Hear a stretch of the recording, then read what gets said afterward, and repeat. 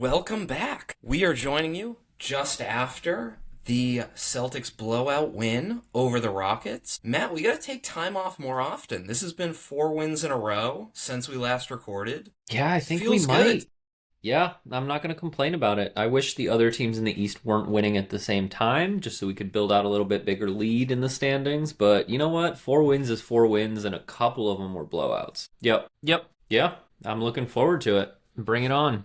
I Now, don't believe in these new winning Knicks. I never have before, and it's never come around to bite me. Yep. I've been doubting the Knicks for 30 years now, Mm-hmm. and I've never been wrong. So, I'm willing to roll the dice on this one. Yeah, we'll take our chances. Kind of a crazy win. No Jaylen Brown tonight. No Sam Hauser tonight. No Anfernee Simons. No Anfernee Simons going forward. Unfortunately, pour one out for him. I gotta say, kind of shout out Joe Mazzulla.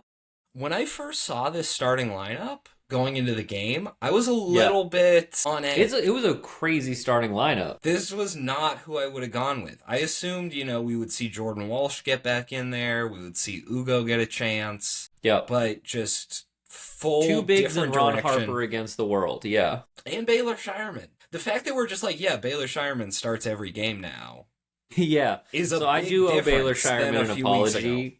Yeah, he's been killing it lately, so I'm psyched that he's showing some stuff and that he got the opportunity. I think he made the most of it tonight, but really this was like a team blowout. Like everybody on our roster performed very well in this game. Shout out to Xavier Tillman seeing the court for the first time in maybe months, right there in garbage time. Yeah, Baylor Shireman, 15 and 10, double-double. Yep. Guarded KD to start the game. Having Ron Harper and Baylor Shireman as like the KD stoppers in this game, Yeah. crazy strategy. Yeah. It Not worked. something a lot of coaches would have done, but we've seen this in a few games. Like when we played the Spurs, we used Baylor Shireman as like the Wemby stopper. Yeah.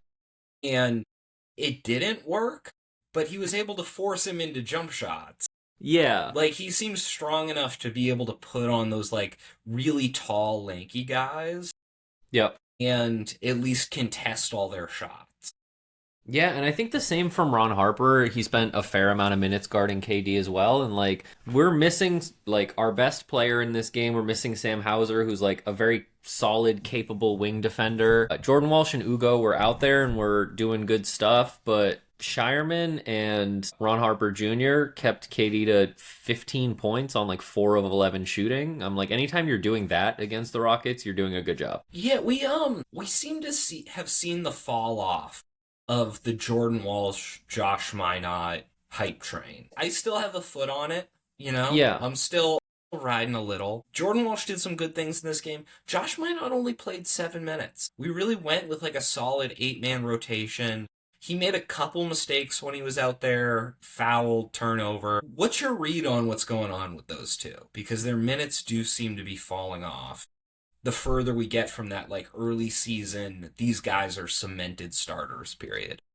Yeah, I mean, Jordan Walsh had a crazy December, which, like, I don't know if it was unsustainable necessarily, but I think just once, again, we've talked about, like, once you get on the other team's scouting report and they're picking up on all those, like, those were kind of like, for lack of a better term, I know Jordan Walsh hated this nickname, but like they were kind of like garbage men. Like they just picked up extra points everywhere. They were just like finding loose balls. They were getting offensive rebounds and getting like quick putbacks. They weren't getting a ton of their scoring from like reliable shots that they were necessarily getting. It was just like, I'm going to find what's available. And it seems like the more they ended up on scouting reports, the less those shots became available. I think with the Jordan Walsh hype train, like Josh Minot, I think is just like, Josh Minot is one of like the best ninth men you can have in the league. Like I still love having him on the team, and I think like knowing, if 5 guys get injured, Josh Minot can get into the starting lineup and I think it'll be fine.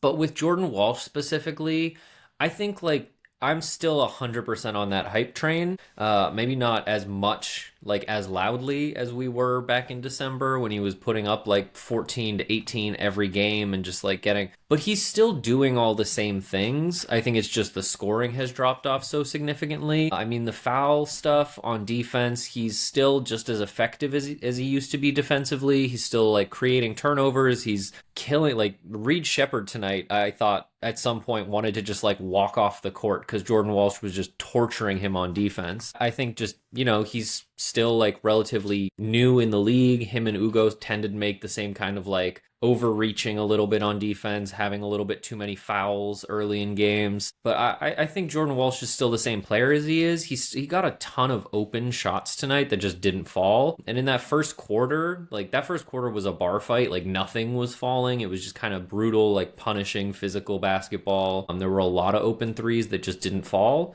which as it turned out later in the game, it came back. But I still think like I have every confidence that he can be the player we thought he was this December. It might just not be as immediate, like given that kind of offensive shooting, like little slump that he's going through or whatever. I think it's also like a blessing that we have this many talented guys on our roster that we don't need to play Jordan Walsh 30 minutes a night and hope that he can do like 14, 7, and 3 or something like that. But I'm still on it, all in on my guy. I think the shooting's the biggest thing to me. Yeah. We're early in the season, both those guys were shooting above 40%.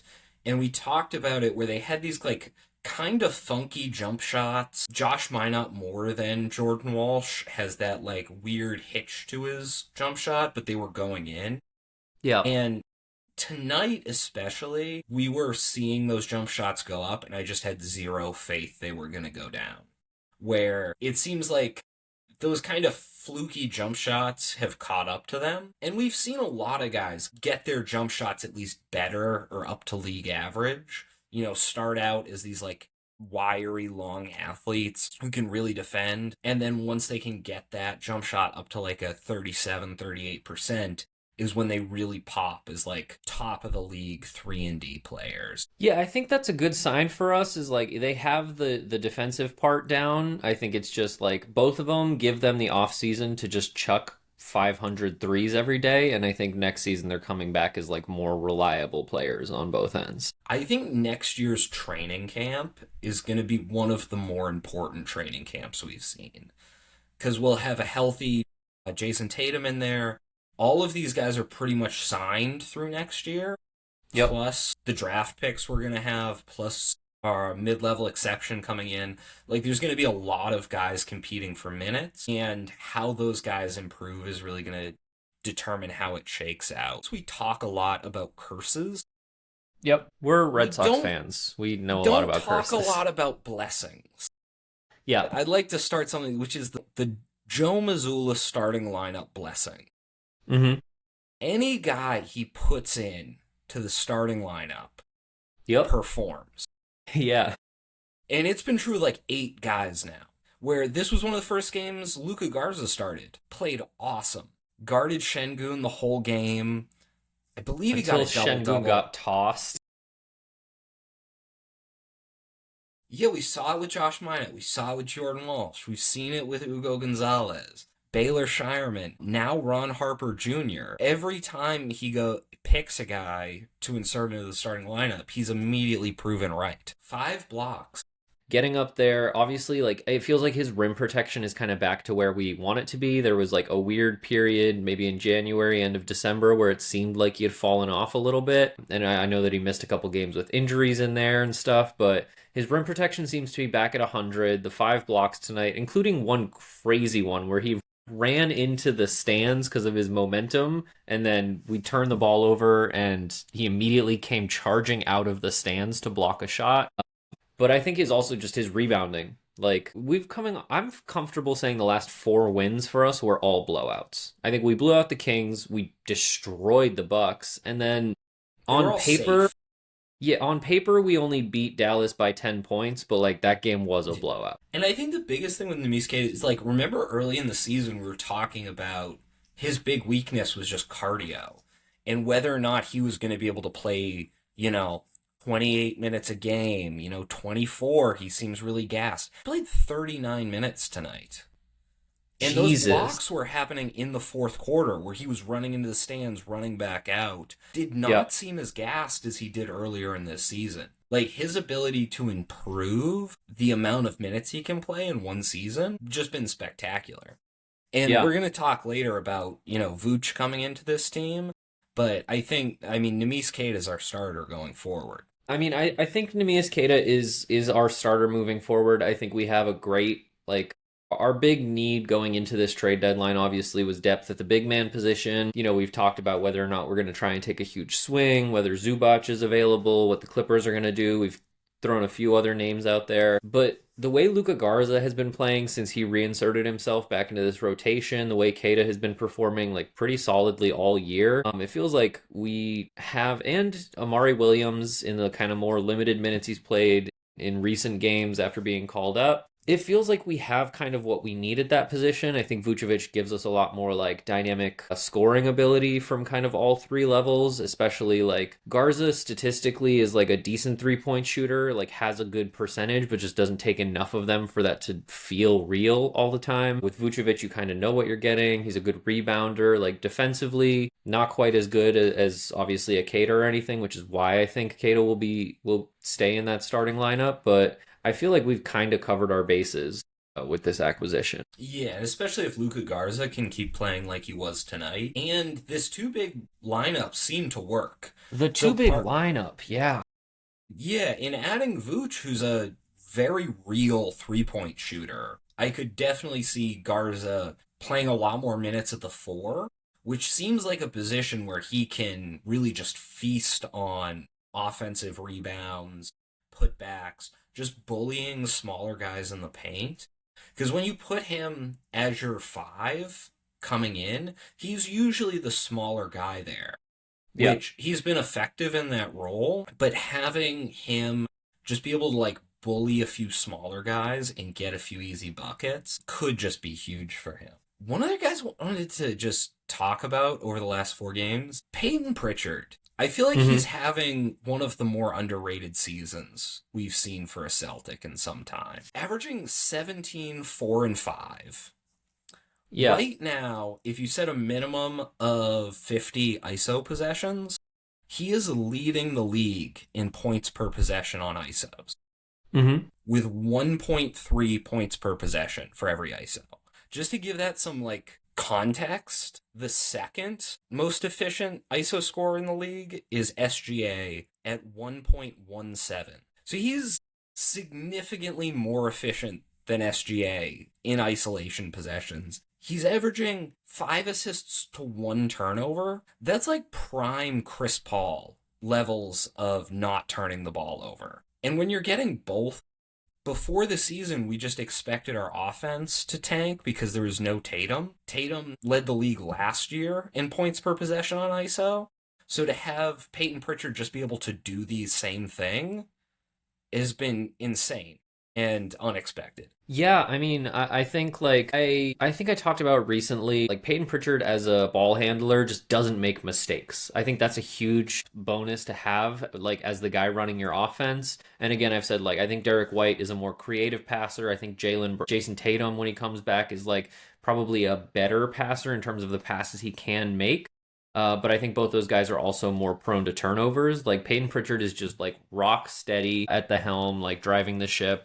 I think, I have kind of been thinking about it like with the All-Star. Like speaking of, I think tonight was Derek White's like fuck you I am an All-Star game. Yeah, we've But been when I think waiting about on this it. Celtics team, I'm like, if there was a second All-Star, yeah, I would have picked like it's Derek White over Peyton Pritchard, but that does kind of I don't want to take away from how impressive like and again, he started this season on a major shooting slump as well, and it Yeah. took him a while to come alive. I did hear today in games where he does come off the bench like he did tonight, he's averaging 26 and a half points. So again, I know we've talked about when Jason Tatum comes back, what does the lineup look like? He's still super comfortable in that bench role, but as a starting point guard to limit turnovers that dramatically, to, be able to generate this offense on your own, creating his own shots, like that short mid-range shot he showed off a couple times against the Rockets tonight, and it's about as good as like Jalen's long mid-range shot. Yeah, that mid-range shot, how he gets it off every time, it just seems to defy the laws of physics. And his ability to get 2 feet in the paint,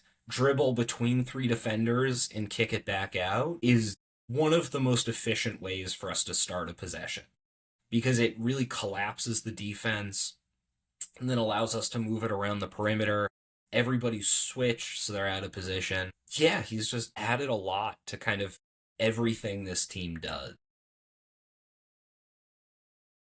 No, just along with Peyton Pritchard, like I think he's developed some really solid chemistry with Keita and with Garza, and kind of seeing how those guys have been able to like find easy buckets coming off of screens. And like tonight, the high pick and roll was killing Houston, and I think a lot of that was Peyton Pritchard just finding those guys, being able to like play off of their screens to get that dribble penetration. And so yeah, he had a really impressive game. He's been on a really impressive run lately, and yeah, that's our point guard. We'll take it. Do you think he continues to start once Jason Tatum's back, or is he just going to be a sixth man of the year candidate every year for us? Because that is one thing that's kind of disappointing me about this year is I think if Simmons had gotten consistent minutes for the year, he would have won sixth man. And if Pritchard had Yeah. gotten consistent minutes, he would have run away with sixth man of the year. So it feels like the Celtics kind of earned. Yeah. I mean, I think if Peyton Pritchard is moved back to the bench when Tatum comes back, like it's his to win anytime he's healthy. When Tatum comes back, you're putting him. I mean, we could play like Pritchard, White, Jalen, Tatum, Keita. I don't know. I think it depends. Like Joe Mazzulla's unpredictable. He might not even have like just because Jason Tatum comes back, that might not mean we have like a set starting lineup again. He might continue to just be like, well, this game I want Peyton, this game I want Shireman, this game I want Luka Garza in the 4 spot, this game I want.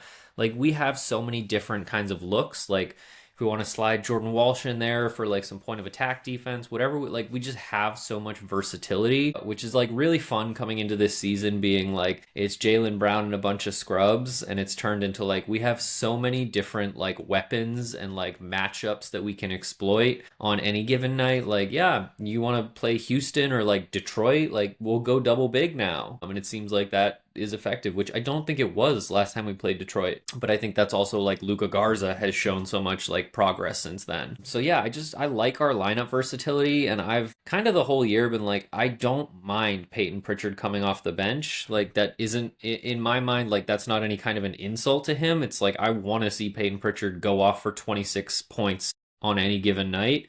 And it seems like he's very comfortably able to do that when he's coming off the bench. I'm also fine with him starting because he's won us a lot of games that way too. It really is just like at this point I'm fully like, because of the Joe Mazzulla starting lineup blessing effect, I'm fully like whatever he wants to do, I'm down. I'm in for it. Yeah, no, all faith in Mazzulla. I just think it's weird to have the most efficient ISO scorer in the league come off the bench. Yeah. That almost never happens. Just because it's such a valuable skill and opens up so much for other guys. But it almost fits with how this team is playing, where we seem to have like 2 or 3 guys that were okay with taking shots, and then everybody else just fits into a role. So when you're playing that way, you kind of need one guy off the bench who you're comfortable with just being the offense. And Peyton Pritchard, I'm very comfortable with coming into the game and being the offense. And without him in that bench unit, I really don't know who would take over that role. Like, Ugo doesn't really seem ready for it. Baylor, I'm starting to believe in Baylor a little bit more. Like he was ball handling a little bit more and initiating some stuff on offense today. Like by no means do I think he can like create his own shot, but as like a bench guy who I'm just more confident in him being able to like dribble the ball and navigate screens and stuff than I am with like Ugo or Jordan Walsh right now. But I do think that might be if we're not moving Peyton Pritchard to the bench, I think there's opportunity there if we don't. Do you want to jump into the deadline stuff?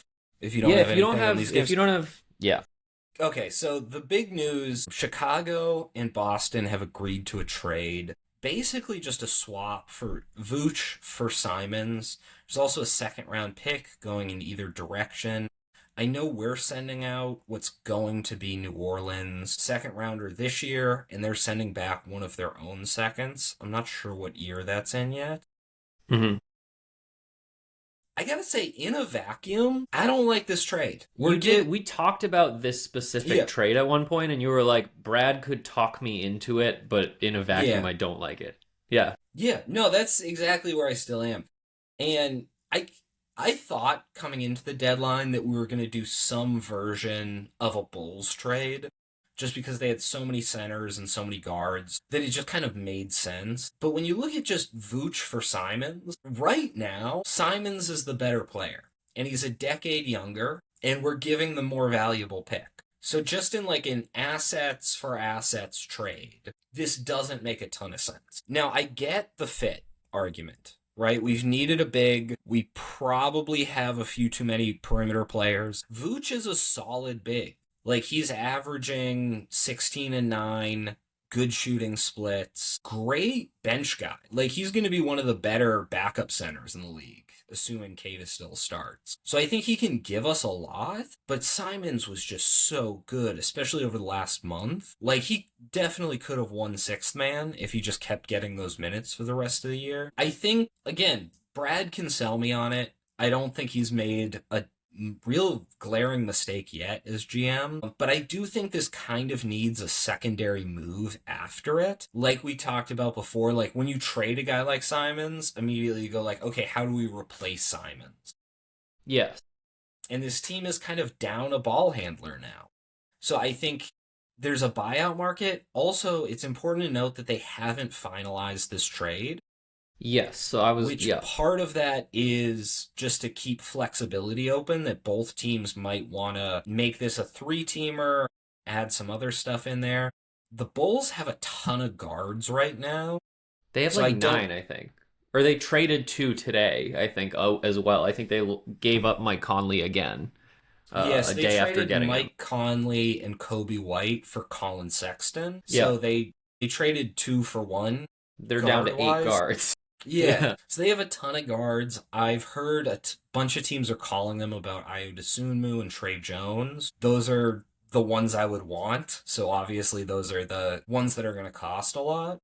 Um, but yeah, interested to hear what your reaction was to the trade, and then also. Yeah, so I think I'm easier to sell on this trade than you are for a few reasons. I think I'm optimistic that this is a sign that they feel a little bit more confident that Jason Tatum might come back this year because it is like when Jason Tatum comes back, whether or not he's immediately slotted into the starting lineup or if he's coming off the bench or whatever, like the shots that were most likely going to be impacted, it's not going to be like Jordan Walsh's 4 shots a game or Ugo Gonzalez's 3 shots a game. Like it would have been Simon's shots that he was taking. So I think in that sense, like it's a little bit of like we opened up some room for who's going to come in, and even if he's at 70% or whatever of what we know he can be, he's a guy who needs the ball in his hands a little bit and is going to be taking some shots and creating for himself. So I think it opens up for a smoother transition to like the Jason Tatum comeback. I also think, yeah, I think I'm a little bit higher on Vucevic than you are, just in terms of like as a scoring threat. I think he can create a little bit of his own offense as well. If he's coming off the bench, he is somebody that you can just kind of give him the ball and be like, I don't know, go post up. You can like we have very good screeners. We do a lot of really good, like Luka Garza got a lot of open threes tonight. Slot in Nikola Vucevic getting those threes instead, and I'm feeling very confident in that. So in terms of like offensive production, I think the ball handling aspect is the biggest element of it and why I'm hopeful that it means Jason Tatum may be on his way. But I also I I've heard the Celtics rumored as one of the teams for Ayu, and that's like my ideal. I think the other thing is the financial aspect of it. Not only Yeah.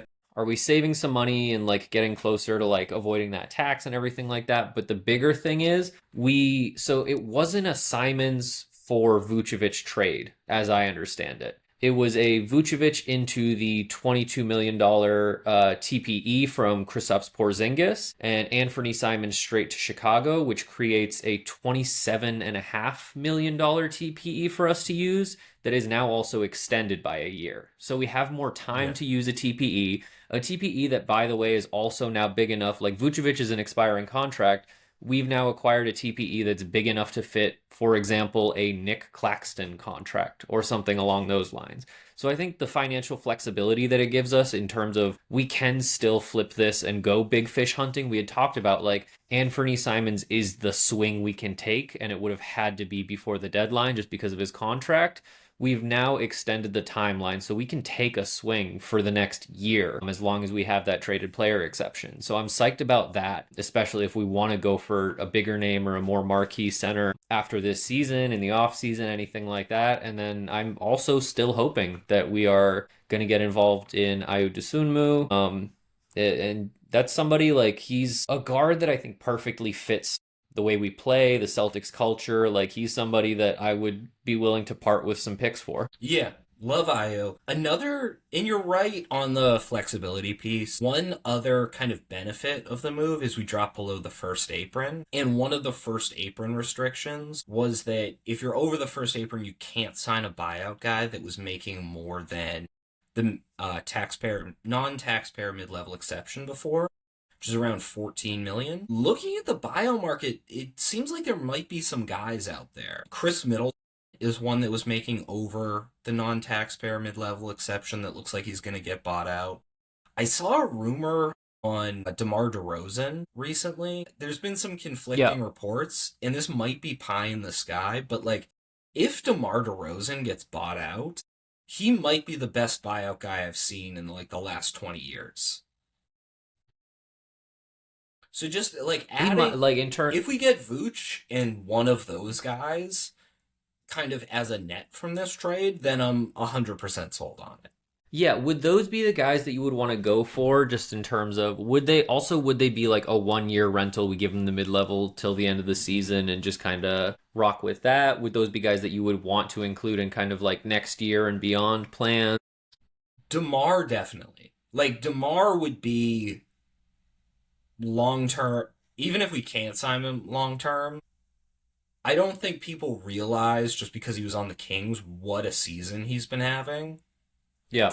Um, We is he, would own the mid-range in the NBA, I think. he's averaging 19, 3, and 4. He's the leading scorer for the Kings. He's having the second most efficient season of his career on the Kings this year. Not like a huge negative defender from the Kings games I've watched this year. He's still big. He still stays in front of guys. Still gives effort.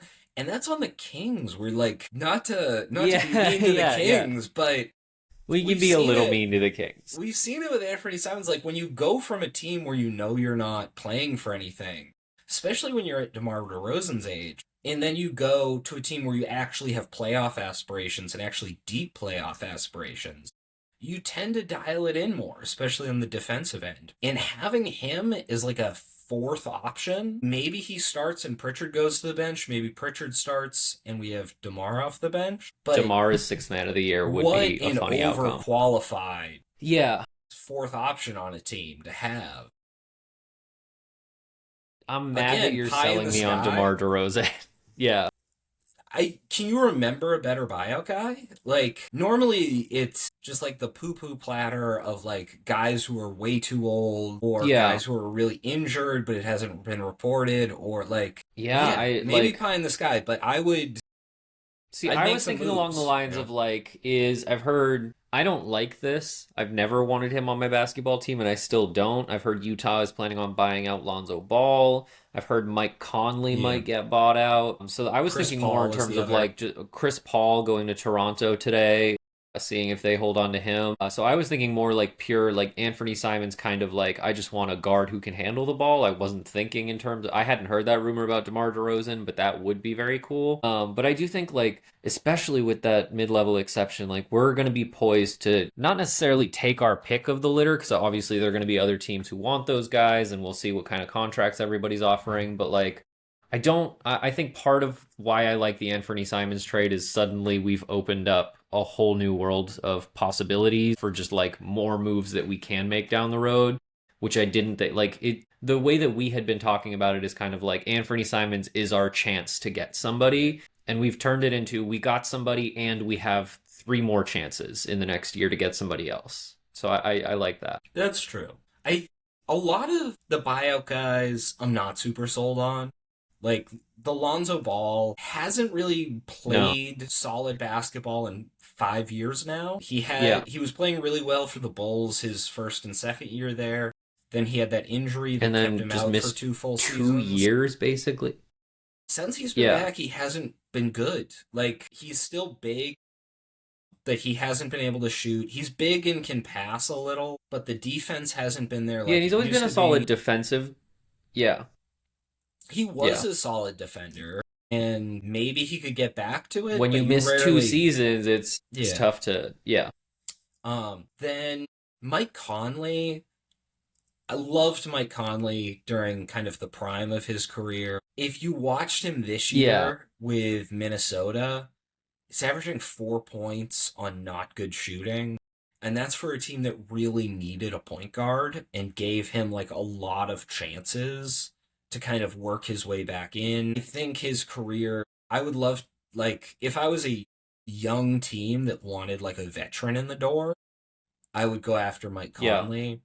I just don't think he could play in a playoff series for us. Chris Paul, we haven't I think seen Mike in a while. Conley.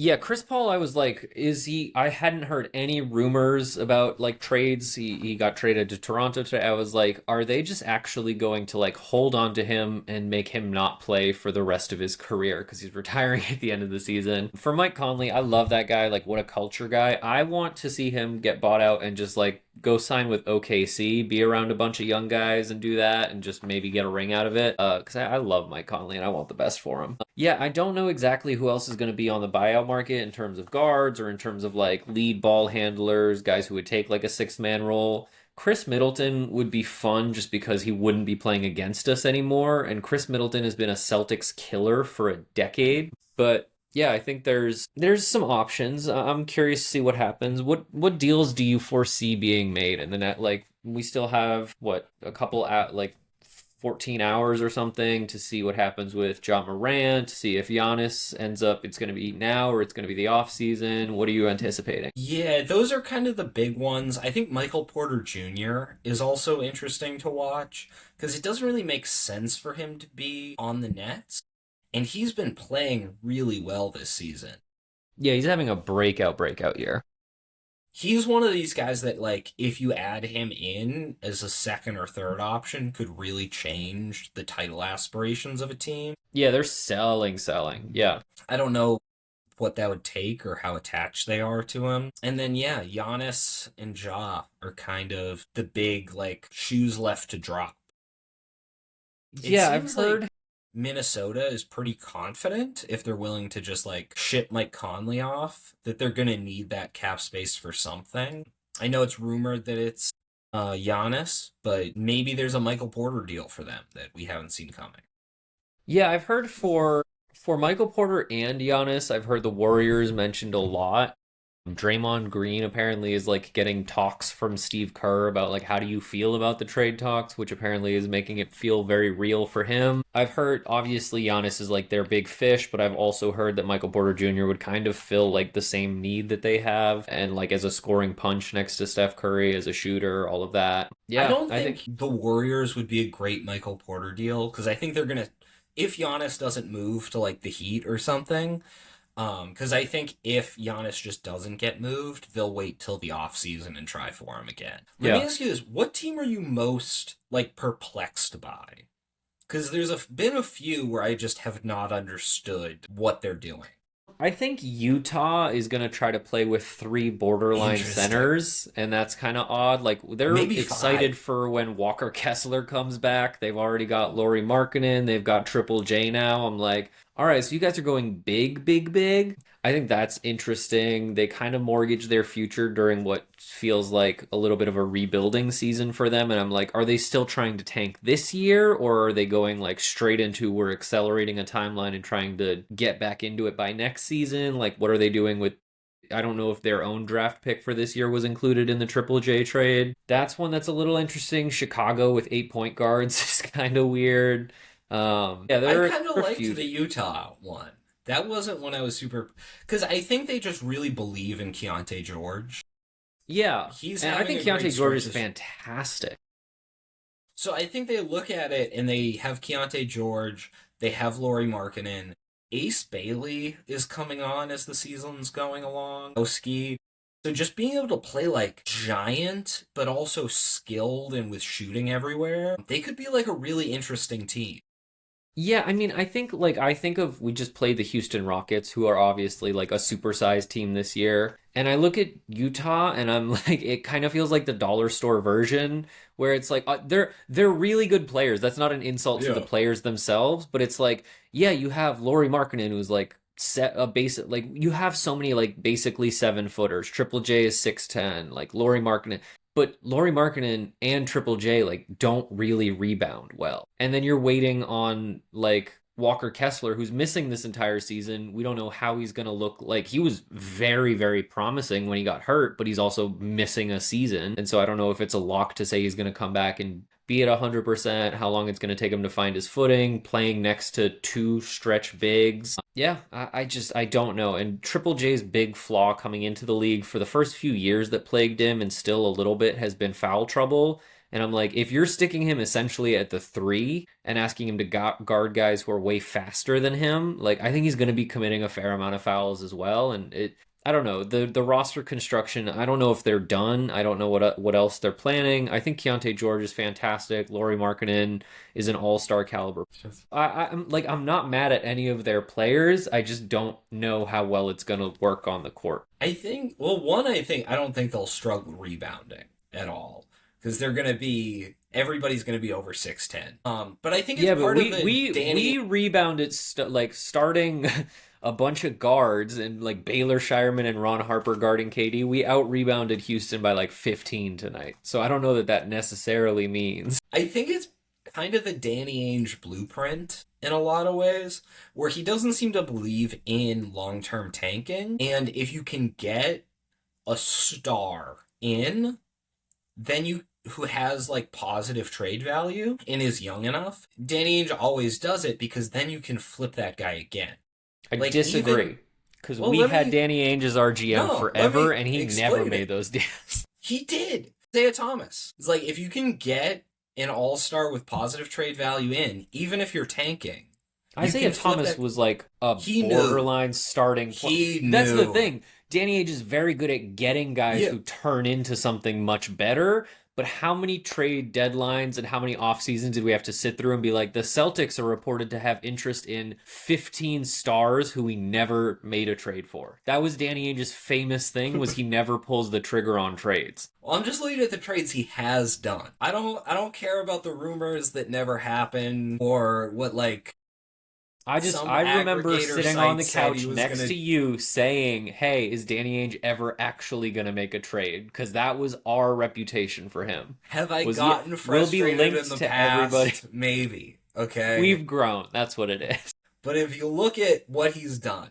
Yeah. Okay, you bring in Isaiah Thomas, even in a year where we were tanking. Like, we were just tanking comparing trading for Isaiah to trading for Triple J is wildly different. Here's what I'm saying. Let me make the point. So you bring in Isaiah Thomas when you're tanking, and you say, like, we can trade him for something better or flip him into assets down the road. He turns into Kyrie Irving. Kyrie Irving turns into Kemba Walker. Like, you can kind of keep flipping these guys.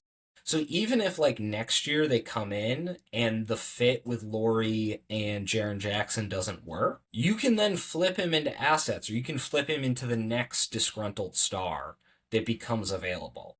And I think Danny Ainge would rather have 2 to 3 stars on his roster that he's kind of turning over until he finds that fit than be lost in the wilderness of being good at the beginning of seasons, then crazy tanking at the end of seasons. Yeah, I think that's fair. I'm not holding it against Danny Ainge. I remember us being linked to every single star who became available for like 10 straight years. And I'm sure that's going to happen to the Jazz now. Because they have these big contracts of tradable guys and a ton of picks. So next time, like, if Giannis is available... they don't have picks anymore. They still have a good number of picks. Was it 3 firsts and 2 swaps that they sent for Triple J, or 3 firsts and 2 seconds? It was 3 firsts... I believe it was 3 firsts, 2 seconds. Okay. But, like, they got 5 firsts for Rudy. I think they got 4 for Donovan. Like, they're still plus picks. Going forward. So if, Giannis demands out again, would Lauri plus 3 firsts do it? Would Jaren Jackson plus a number of firsts? They can get in a lot on a lot of guys going forward, and they have like a depth right now of guys. They didn't give up a ton of like their top end players. Yeah. So they can kind of survive those trades. And in some ways, they gave up a lot of assets, but in others, they're in like a really flexible position. Yeah. I don't question the like I think they've accelerated their timeline to getting back to relevancy, which I appreciate. My questions are more with the on court fit. But I think you make a great point about their flexibility to just like turn around and if it doesn't work, like reset it and try again. And I think Danny Ainge is very good at resetting and trying again with teams because we've seen him do it many, many times. Who perplexed you with their moves so I'm far? surprised you didn't say it, but the Washington Wizards. Oh yeah, what the fuck are the Wizards doing? What the fuck are the Wizards doing, man? This felt like the obvious one. Yeah, This is like trading for Jaren Jackson, except 7 years older and 10 with times as glass injury bones. prone. Yeah. So with Trae Young and Anthony Davis, like they've made a team constructed of stale peanut brittle, I'm pretty sure. If they're healthy, they could be a 6 seed. I disagree. I completely disagree. I don't think either of those guys are very good at basketball anymore. That's strong. No, I think like if they're fully healthy, they could be a middling team in the Eastern Conference. The Eastern And Conference isn't as bad as people say it is. That The is a 6th seed mean right enough now is thing like to the say about the Cavs. Wizards. Okay. What the got fuck were the Alex Cavs Sarr. doing? The Cavs are trying to clear cap space. Okay. The Cavs lost their minds. I like Darius Garland a lot, and their problem was choking in the playoffs, and James Harden is not known for fixing that problem. Yeah, that was not a good trade for them. I Don't get it. I don't know I how to. really don't. I can't believe they were the one that gave the pick in that trade. Like, what? When James Harden's asking out. Yeah.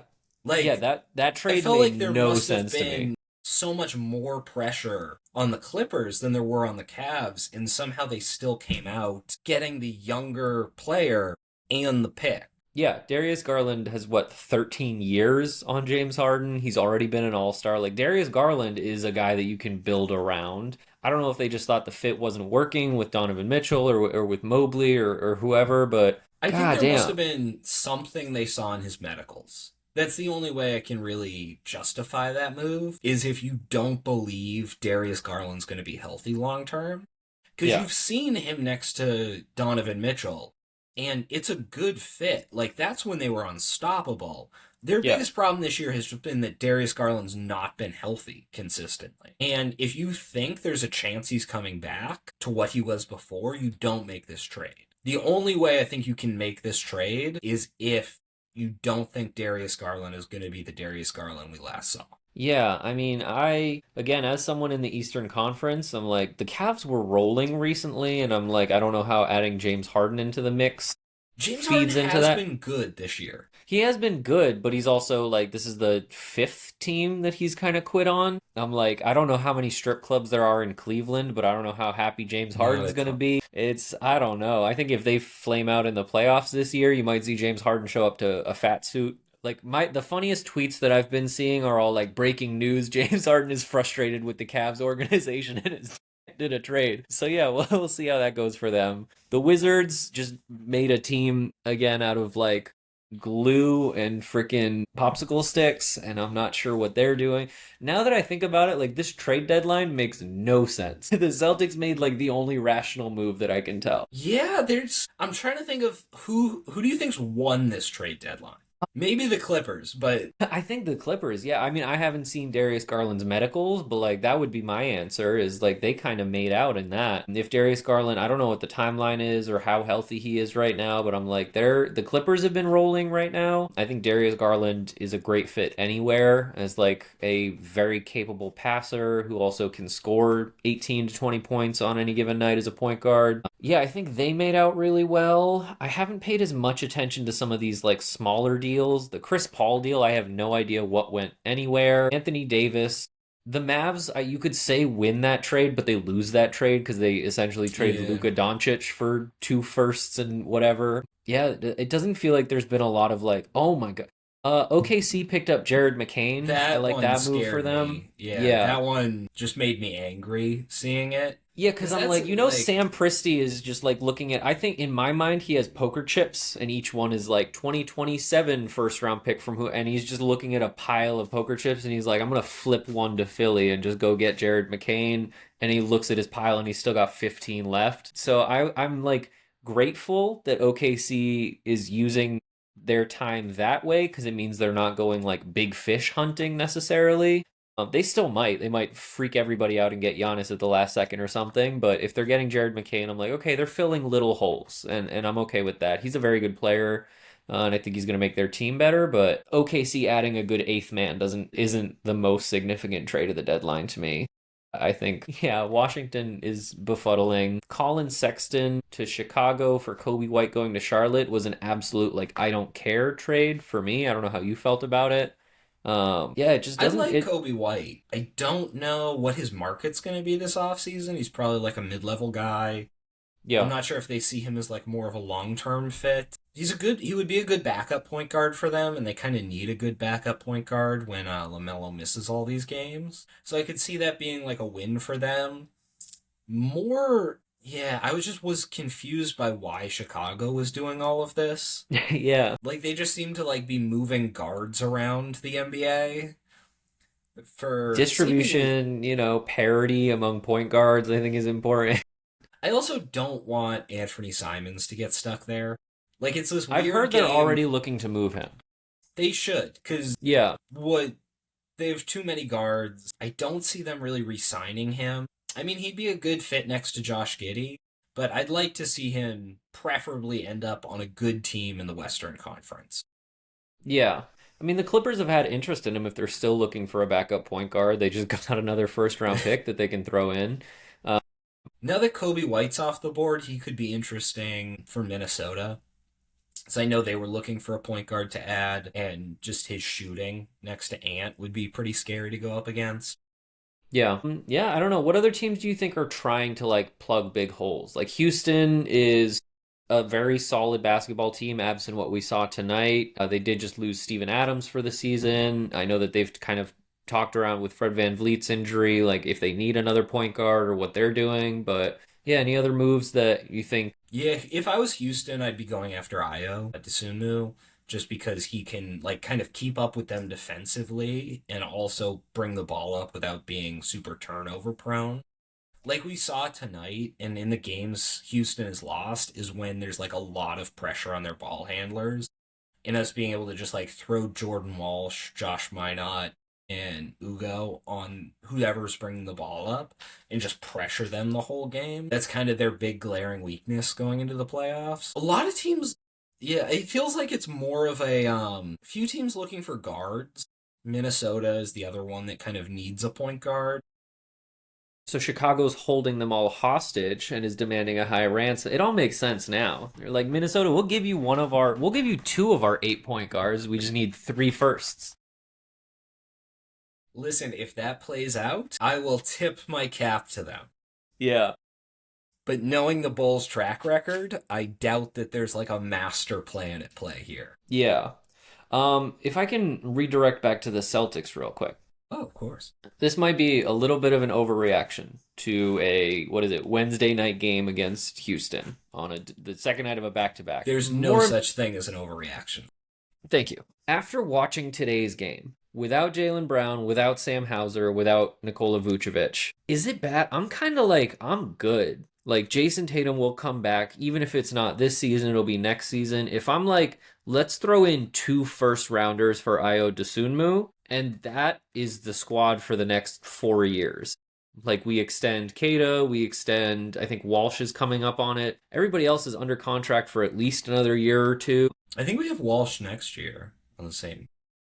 Yeah. But yeah, what do you think Io's price is going to be? Would he be the mid-level? I think he would probably be around the mid-level. He might be a little bit more than that. But again, like, we have him play out this year and then we can extend him. Even if we do a little bit more than that, like Vucevic comes off our books, we can use that bigger mid-level to go get like a Nick Claxton or something like that. Once the off-season hits, that opens up a couple more picks that we can trade. So I'm kind of like, screw it. Like we can grow with this squad. Like this squad that right now is second, tied for second, whatever, third in the East, is winning games with a bunch of 19, 22, 24-year olds. Let's just like roll with this. They're clearly capable without Jaylen Brown of beating a team that's like respectably feared in the Western Conference. I'm like, let's take two more big swings. Let's go get Io for as much as it costs, because I do think he'll have a market and it's going to be like Chicago's just who's going to make the best offer. I'm like, let's throw two firsts in there for him. And then Two once the firsts offseason, does seem a little expensive. I think it's expensive, but I also think he's kind of what seven different teams really need. Yeah. And that just might be what it costs. I do agree that we don't need to make like a huge move to get even to a title with this team. Like it's going to be like getting a solid ball handler off the bench and then maybe next year getting like some sort of consolidation trade just because we have so many. We do have breaking news. Ooh, who did it? So the Warriors are trading Jonathan Kuminga and Buddy Hield for Kristaps Porzingis. You dumb bastards. You dumb bastards. So it appears the Warriors are out of Giannis contention, but have gotten your favorite ex-Celtic, Kristaps Porzingis, on the team. Yuck. Just through my phone. If he's healthy, I see it. I just think there's like a less than 10% chance Giannis is healthy for the rest of the season. Giannis or Kristaps? Oh, Kristaps. Sorry. Yeah. I'm like, could they still do a Giannis trade on top of this? Like they do this and then follow it up with, who did they trade? Hields and Kuminga? They can still do Moody, Pods, and Draymond's contract. Go get Giannis and be like, we're going to have a Twin Towers thing going on in the front court, and then Steph Curry and Air in the backcourt. That would be kind of a hilarious team. I think the Warriors are crazy enough to do it. I mean, this trade came out of nowhere. I knew Atlanta was trying, but it sounded like Atlanta was just like, someone please take Kristaps. And the Warriors, Kuminga and them have had a fraught relationship, but Buddy Hield is a very useful piece for them. I don't know why they're, yeah. That's a wild one. I think the only explanation is like Milwaukee must have seen Kuminga as almost a negative asset. Yes. If you're willing to like throw him for a guy who really hasn't played this year. Yeah, really hasn't played this year. Also, just friendly reminder, and I know we have Celtics fans listening and Celtics fans watching, so you don't need a reminder, but like this guy, if he fractures an eyelash, as I like to say, he's out for 3 weeks, he's out for 2 months. Like this guy is not reliable to stay healthy ever. Yeah, good luck to them. I weirdly feel like, okay, so they took Al Horford, they're going after Kristaps. Like if they want to try and recreate our run, and they just like, okay. Drew Holiday could be an interesting fit for them. I was just about to say, like, I don't know if they can afford Drew Holiday. Drew's the other one that I think might he gets bought out? Oh, he's not going to get bought out. I just think he's on the trade block, and Portland would accept assets for him. I know they've been inching up and kind of are in playing contention right now. But yeah, anything else on the deadline? Yeah, wrapping up. I think that's it. I mean, I'm excited to see what other trades get announced in the next couple hours, and then now that Kristaps is off the board, it's just gonna be dominoes. It's basically a dead, Ja Morant, fucking Giannis, like whatever happens. But we've got a game on Friday against the Heat. I'm excited for that. I'd like to mollywop them just to kind of keep our little blowout streak going, and we'll kind of go from there. The Knicks on Super Bowl Sunday, so. Yeah, I'm just going to pencil that one as a win. I think that'll be fine. Yeah. Yeah, okay. I'm happy for the confidence. Yeah. Thanks, everyone, for tuning in, giving us a listen, and we'll see y'all next time. Take care.